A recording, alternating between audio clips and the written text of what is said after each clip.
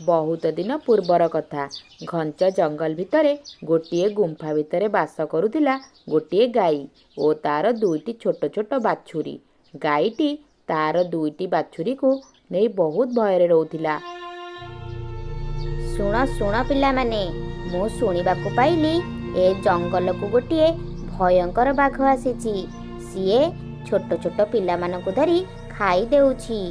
ମୁଁ ଏବେ ଖାଦ୍ୟ ଖୋଜିବାକୁ ବାହାରି ଯାଉଛି। ମୁଁ ଯେବେ ପର୍ଯ୍ୟନ୍ତ ଘରକୁ ନ ଫେରିଛି ତୁମେମାନେ ସେ ପର୍ଯ୍ୟନ୍ତ ବାହାରକୁ ବାହାରିବନି, ବୁଝିଲ? ଠିକ୍ ଅଛି ମା, ତୁମେ ଆମ ପାଇଁ ଏତେ ଆଉ ବ୍ୟସ୍ତ ହୁଅନି। ତୁମେ ଫେରି ନ ଆସିବା ପର୍ଯ୍ୟନ୍ତ ଆମେ ବାହାରକୁ ବାହାରିବୁ ନାହିଁ। ଗାଈଟି ତାର ପିଲାମାନଙ୍କୁ ବୁଝେଇ ସୁଝେଇ ଖାଦ୍ୟ ଖୋଜିବା ପାଇଁ ବାହାରି ପଡ଼ିଲା। କିଛି ସମୟ ପରେ ସେ ବାଛୁରୀ ଦୁଇଟି ଦି ଜଣଙ୍କ ଭିତରେ କଥା ହେଉଥିଲେ କି, ଆରେ ଶୁଣୁ, ମା ତ କାହିଁ ଏ ପର୍ଯ୍ୟନ୍ତ ଫେରିଲାନି। ଚାଲ ଆମେ ଟିକେ ବାହାରେ ବୁଲି ଦେଇ ଆସିବା। ଏଇ ଗୋଟିଏ ଜାଗାରେ ରହି ରହି ଆଉ ଭଲ ଲାଗୁନି। ଏହା କହି ସେ ବାଛୁରୀ ଦୁଇଟି ବାହାରକୁ ବାହାରି ଆସିଲେ। ଜଙ୍ଗଲରେ ସେମାନେ ଏପଟ ସେପଟକୁ ବୁଲିବାକୁ ଲାଗିଲେ। ସେଇ ଦୁଷ୍ଟ ବାଘଟା ଶିକାର ଖୋଜିବା ପାଇଁ ଜଙ୍ଗଲରେ ବୁଲାବୁଲି କରୁଥିଲା। ବୁଝିପାରୁନି ଆଜି କ'ଣ ହୋଇଛି କେଜାଣି। ଜଙ୍ଗଲ ସାରା ବୁଲି ସାରିଲିଣି, ହେଲେ ଗୋଟେ ବି ହେଲେ ଶିକାର ପାଉନି। ଆଚ୍ଛା, ଆଜି କ'ଣ ମୋତେ ନ ଖାଇ ଉପାସ ରହିବାକୁ ପଡ଼ିବ କି? ଯାଉଛି, ଆଉ ଟିକେ ଆଗରେ ଦେଖିବି, କାଳେ କିଛି ଶିକାର ପାଇଯିବି। ଏମିତି କହି ବାଘଟି ଟିକେ ବାଟ ଯାଇଛି କି ନାହିଁ ସେ ସେଇ ବାଛୁରୀ ଦୁଇଟିକୁ ଦେଖିବାକୁ ପାଇଲା। ଆରେ, ମୁଁ ତ ଦେଖୁଛି ଗାଈର ଦୁଇଟା ଛୋଟ ଛୋଟ ବାଛୁରୀଙ୍କୁ। ତାଙ୍କ ଦି ଜଣଙ୍କୁ ତ ଦେଖି ମୋର ଭୋକଟା ଆହୁରି ବଢ଼ିଗଲା। ଯାଉଛି, ସେ ବାଛୁରୀ ଦୁଇଟାଙ୍କୁ ବାଟ ଜଗିବି। ତାପରେ ସେଇ ଦୁଷ୍ଟ ବାଘଟି ସେ ବାଛୁରୀ ଦୁଇଟାର ସାମ୍ନାରେ ଯାଇ ଛିଡ଼ା ହୋଇଗଲା। ଆରେ ବାବା, ଇଏ ତ ଗୋଟେ ବାଘ। ଆମେ କ'ଣ ପାଇଁ ମାର କଥାକୁ ନ ମାନିକି ବାହାରକୁ ଆସିଲେ? ବାଘ ମାମୁଁ, ଆମକୁ ତୁମେ ମାର ନାହିଁ, ଆମକୁ ଛାଡ଼ି ଦିଅ।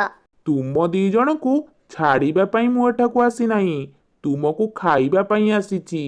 ଆଜି ମୋ ହାତରୁ ତୁମେ ବଞ୍ଚି ପାରିବ ନାହିଁ। ଏହାପରେ ବାଘଟି ସେ ବାଛୁରୀ ଦୁଇଟା ଉପରକୁ ଆକ୍ରମଣ କରି ଖାଇଦେଲା।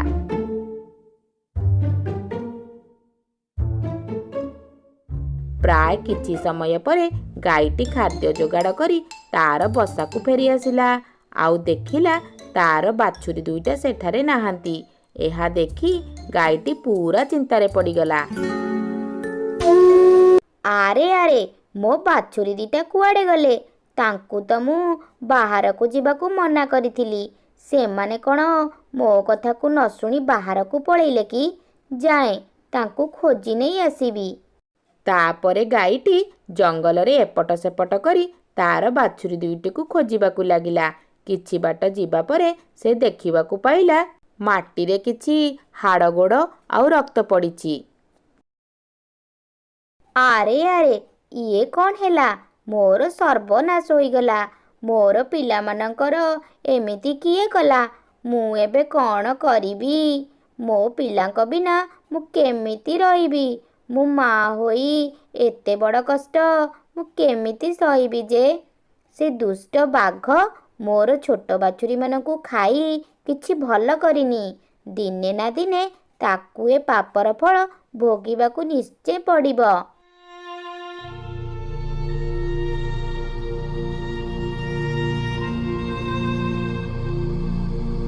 ଏମିତି କିଛି ଦିନ କଟିଗଲା। ତାର ପିଲାମାନଙ୍କ ଚିନ୍ତାରେ ଗାଈଟି ଖାଇବା ପିଇବା ଛାଡ଼ି ଦେଇଥିଲା। ମୋର ଛୁଆମାନେ ନାହାନ୍ତି ବୋଲି ମୋତେ ଜମା ଭଲ ଲାଗୁନି କି ଭୋକ ବି ଲାଗୁନି। କିଛି ଦିନ ହେବ କିଛି ଖାଇନି ବୋଲି ମୋ ଶରୀରଟା ପୁରା ଦୁର୍ବଳ ଲାଗୁଛି। ଯାଉଛି, ବାହାରକୁ ଯାଇ କିଛି ଖାଇଦେଇ ଆସିବି। ଏହା କହି ଗାଈଟି ଖାଇବା ଖୋଜିବା ପାଇଁ ବାହାରି ପଡ଼ିଲା। ପ୍ରାୟ କିଛି ବାଟ ଯିବା ପରେ ସେ କିଛି ଚିତ୍କାର ଶୁଣିବାକୁ ପାଇଲା। ବଞ୍ଚାଅ, ବଞ୍ଚାଅ, କିଏ ଅଛ?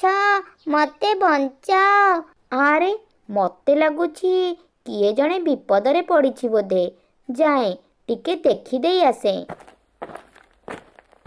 କିଛି ବାଟ ଯିବା ପରେ ଗାଈଟି ଦେଖିବାକୁ ପାଇଲା ଗୋଟିଏ ବାଘର ଛୁଆ ଗଛର ଡାଳ ତଳେ ଚାପି ହୋଇ ପଡ଼ିଛି। ଆରେ, ମୁଁ ତ ଦେଖୁଛି ଇଏ ତ ଗୋଟେ ବାଘର ଛୁଆ। ନା ନା, ଆକୁ ମୁଁ ସାହାଯ୍ୟ କରିପାରିବିନି। ଆର ମା ହେଲା ମୋର ଶତ୍ରୁ। ସିଏ ମୋ ବାଛୁରୀ ଦିଟାକୁ ମାରି ଖାଇ ଦେଇଛି। କେବେ ବି ଏମାନଙ୍କର ଉପକାର ମୁଁ କରିବିନି। ଏଠୁ ମୁଁ ପଳେଇ ଯିବା ଉଚିତ। ନା ନା, ମୋତେ ଛାଡ଼ିକି ଯାଅନି। ମୋତେ ବଞ୍ଚାଅ। ମୋତେ ବହୁତ କଷ୍ଟ ହେଉଛି। ନା ନା, ମୋତେ ଏଠି ଏକୁଟିଆ ଛାଡ଼ି ତୁମେ ଯାଅ ନାହିଁ। ଆଜି ଯଦି ତୁମ ଛୁଆ ଏମିତି ବିପଦରେ ପଡ଼ିଥାନ୍ତା, ତୁମେ କ'ଣ ତାକୁ ବିପଦରେ ଏମିତି ଛାଡ଼ି ଚାଲି ଯାଇଥାନ୍ତ କି? ନା, ତୁମେ ହେଲ ଆମର ଶତ୍ରୁ। ତୁମମାନଙ୍କୁ ସାହାଯ୍ୟ କରିବା ଠିକ୍ ନୁହେଁ। ଗାଈଟି ସେ ବାଘ ଛୁଆକୁ କିଛି ବି ହେଲେ ସାହାଯ୍ୟ ନ କରି ସେଠାରୁ ଚାଲିଗଲା। ପ୍ରାୟ କିଛି ବାଟ ଯିବା ପରେ ଗାଈଟି ଭାବିଲା, ମୋର ଏମିତି କରିବାଟା କିଛି ଠିକ୍ ହେଲାନି। ନା ନା, ମୋ ମନ କହୁଛି ମୁଁ ଏ କାମଟା କିଛି ଠିକ୍ କଲିନି। ସେ ବାଘଟା ବହୁତ ଅନ୍ୟାୟ କରିଛି। ହେଲେ ମୁଁ ଗୋଟେ ମା ହୋଇ ଅନ୍ୟର ସନ୍ତାନ ସହିତ ଏମିତି କିଛି କରିବାଟା ଠିକ୍ ନୁହେଁ। ମୋ ପିଲାଙ୍କ ପାଇଁ ମୋ ମନରେ ଯେମିତି ଭଲ ପାଇବା ଅଛି, ସେମିତି ସମସ୍ତଙ୍କ ପିଲା ପାଇଁ ମୋ ମନରେ ଭଲ ପାଇବା ରହିବା ଦରକାର। ମୁଁ ପରା ମା, ସିଏ ତ ଛୋଟ ପିଲାଟା। ତାର କ'ଣ ଭୁଲ ରହିଲା ଯେ? ଯାଉଛି, ତାକୁ ସାହାଯ୍ୟ କରିବି।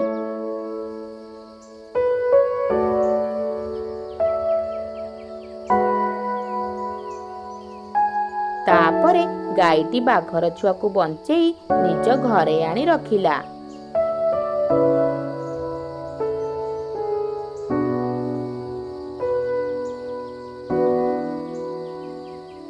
ଶୁଣ ବାବା, ତୁ ଆଜିଠାରୁ ମୋ ସହିତ ରହିବୁ।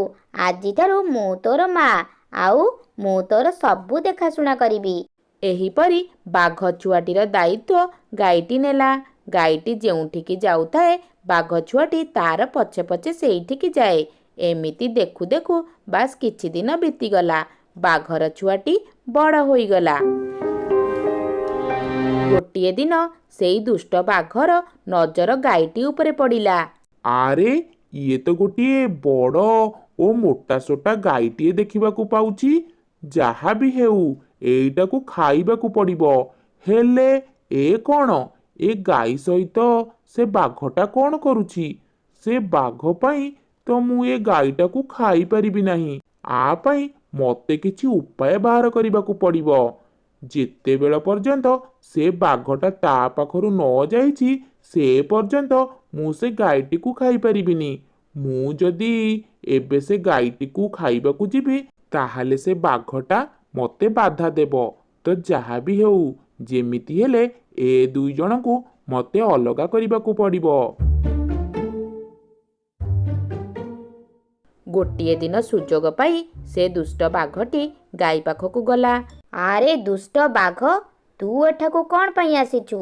ତୁ ମୋତେ ଖାଇବାକୁ ଚାହୁଁଛୁ? ଏଇଆ ନା? ହେଲେ ତୁ ମୋତେ ଖାଇପାରିବୁନି, କାରଣ ମୋ ବାଘ ଛୁଆ ଏଇଠି ମୋ ପାଖେ ପାଖେ ଅଛି। ମୁଁ ଯଦି ବଡ଼ ପାଟି କରିବି, ତାହେଲେ ତୁ ଏଠାରୁ ବଞ୍ଚିକି ଯାଇପାରିବୁନି। ନା ନା, ତୁମେ ମୋତେ ଭୁଲ ବୁଝୁଛ। ମୁଁ ତୁମର କିଛି କ୍ଷତି କରିବାକୁ ଏଠାକୁ ଆସିନି। ମୁଁ କିଛି କଥା କହିବାକୁ ଏଠାକୁ ଆସିଛି। ତୁମେ ଯେଉଁ ବାଘ ଛୁଆକୁ ନିଜ ସନ୍ତାନ ଭଳି ଭାବି ଲାଳନ ପାଳନ କରି ବଡ଼ କରିଛ, ହେଲେ ସିଏ ତ ହେଲା ଆମର ବାଘର ଜାତି ନା। ଯେକୌଣସି ସମୟରେ ସିଏ ତମକୁ ଖାଇ ଦେଇପାରେ। ତ ସମୟ ଥାଉ ଥାଉ ତାକୁ ତୁମେ ତଡ଼ିଦିଅ ଏଠାରୁ। ସିଏ ମୋର ସନ୍ତାନ। କୌଣସି ପିଲା ତାର ମା ବାପାକୁ ଖାଆନ୍ତି ନାହିଁ। ତୁମେ ପ୍ରକୃତରେ ଗୋଟିଏ ବୋକା। ସିଏ ତ ତୁମର ନିଜର ପିଲା ନୁହେଁ ନା, ସିଏ ଗୋଟିଏ ମାଂସାଶୀ ପ୍ରାଣୀ। ମୁଁ ଆମ ବାଘ ଜାତିକୁ ଭଲ କରି ଚିହ୍ନିଛି। ଆଜି ନହେଲେ କାଲି ସିଏ ତୁମକୁ ନିଶ୍ଚୟ ଖାଇବ। ବେଳ ଥାଉ ଥାଉ ତାକୁ ଦୂର କରିଦିଅ। ନା, ତୋର ଚାଲାକି ମୁଁ ଭଲ ଭାବେ ବୁଝି ସାରିଛି। ଏବେ ବି ସମୟ ଅଛି। ତୁ ଏଠାରୁ ଚାଲିଯା, ନହେଲେ ମୁଁ ମୋ ଛୁଆକୁ ଡାକିବି।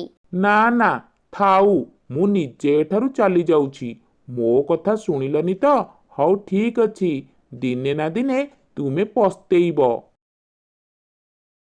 ଏହା କହି ବାଘଟି ସେଠାରୁ ଚାଲିଗଲା। ଦୁଷ୍ଟ ବାଘର ଏମିତି କଥା ଶୁଣି ଗାଈଟି ପୁରା ଚିନ୍ତାରେ ପଡ଼ିଗଲା।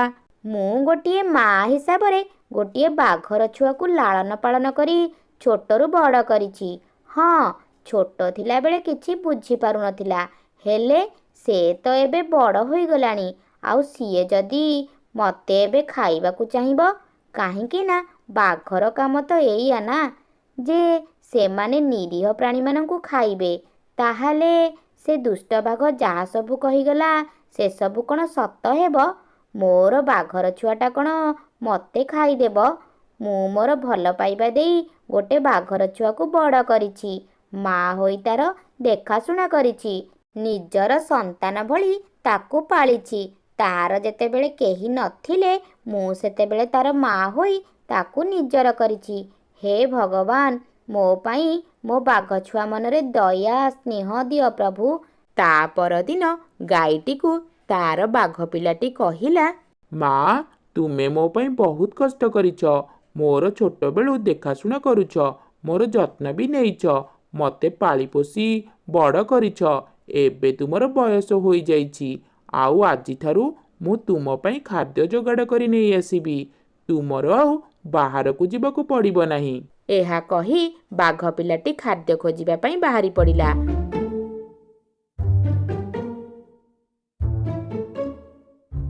କିଛି ବାଟ ଯିବା ପରେ ସେଇ ଦୁଷ୍ଟ ବାଘ ସହିତ ବାଘ ପିଲାଟିର ଦେଖା ହୋଇଗଲା।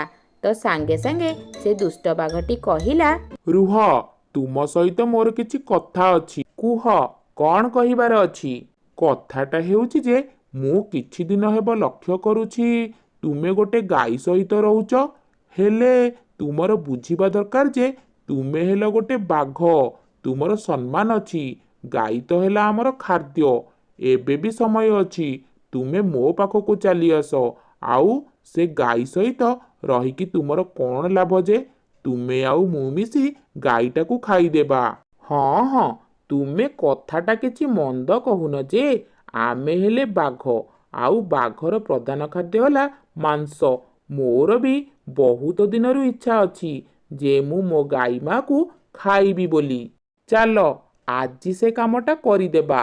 ହଁ, ଏଇ ତ ତୁମେ ଠିକ୍ ଜାଗାକୁ ଚାଲି ଆସିଲ। ହଉ, ଆଉ ଡେରି କ'ଣ ପାଇଁ? ଚାଲ ଚାଲ, ଏବେ ମୋ ସାଙ୍ଗରେ, ମୁଁ ଆଉ ଅପେକ୍ଷା କରିପାରୁନି। ଠିକ୍ ଅଛି, ମୁଁ ଆଗରେ ଯାଉଛି, ତାପରେ ତୁମେ ଆସ।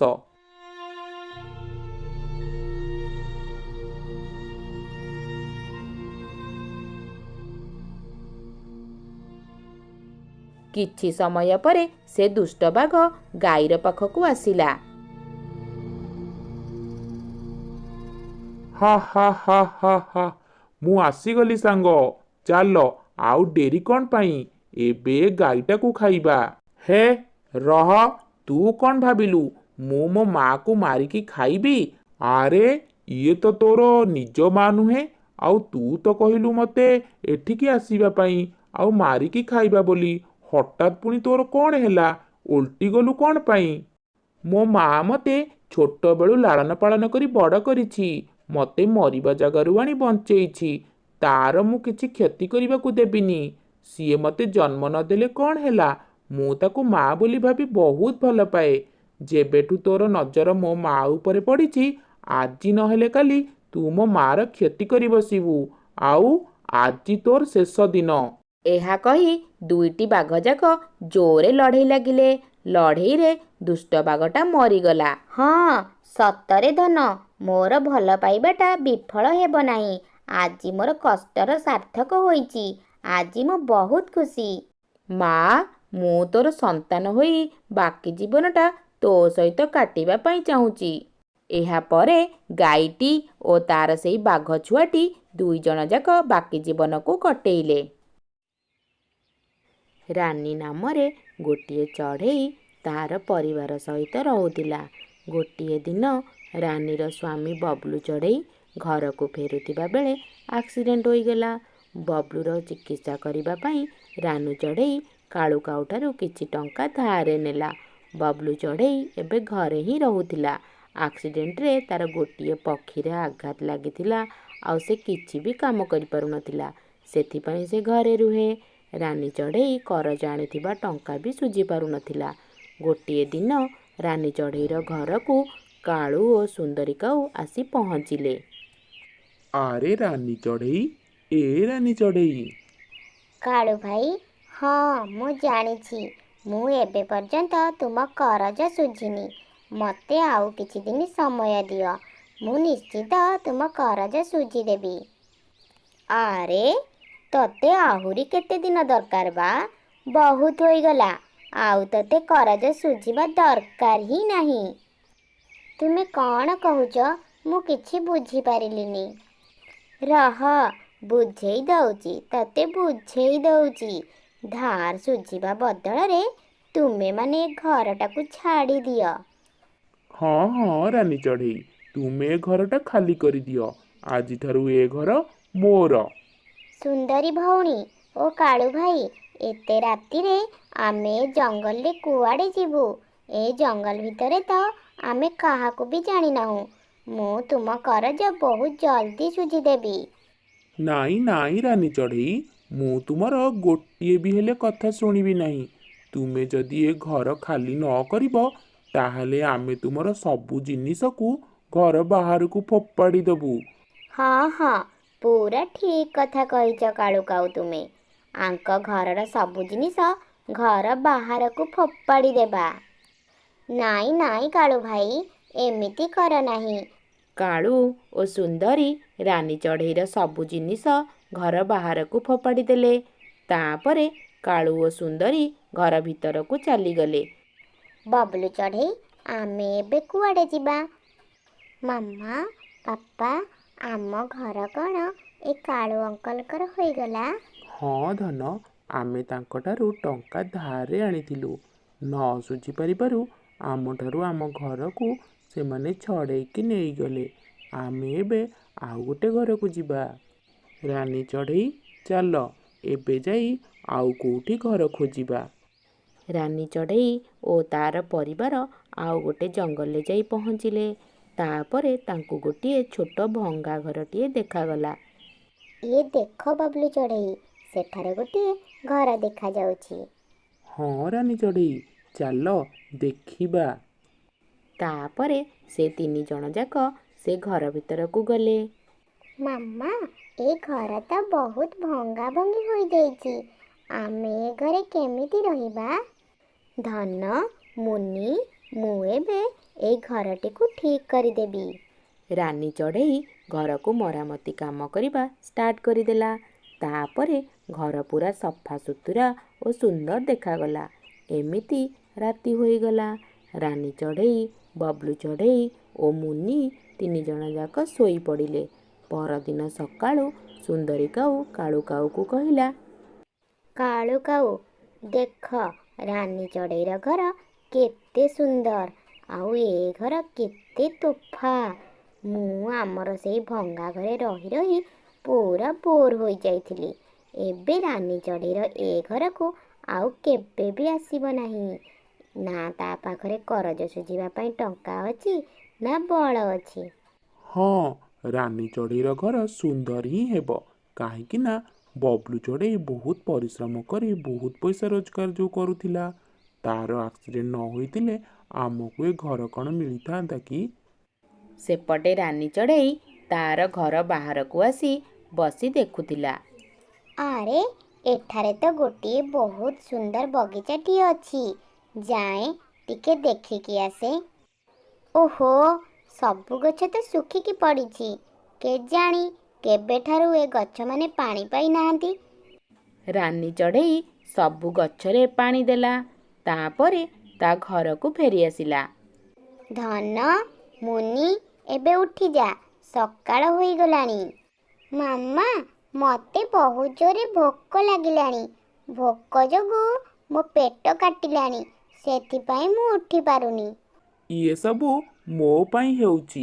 ମୋର ଆକ୍ସିଡେଣ୍ଟ ନ ହୁଏ, ନା ଆମେ କାଳୁ କାଉଠାରୁ ଧାର ନ କରୁ, ମୋ ଝିଅ ପାଇଁ ମୁଁ କିଛି ବି ହେଲେ କାମ କରିପାରୁନାହିଁ। ସେଥିପାଇଁ ଏଇ କାରଣ ପାଇଁ ତୁମେ ଜମା ବି ବ୍ୟସ୍ତ ହୁଅନି।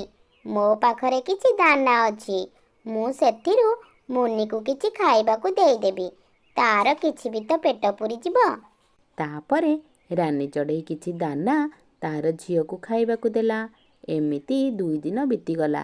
ରାନୀ ଚଢ଼େଇ ଓ ବବଲୁ ଚଢ଼େଇ ପାଣି ପିଇ ରହିଯାଉଥିଲେ। ଆଉ ତାର ଝିଅ ମୁନି ପାଇଁ ଏଠୁ ସେଠୁ ଖୋଜି କିଛି ଦାନା ଯୋଗାଡ଼ କରି ରଖେ। ଏମିତି ସବୁଦିନ ରାନୀ ଚଢ଼େଇ ସେଇ ଶୁଖିଲା ଗଛରେ ପାଣି ମଧ୍ୟ ଦିଏ।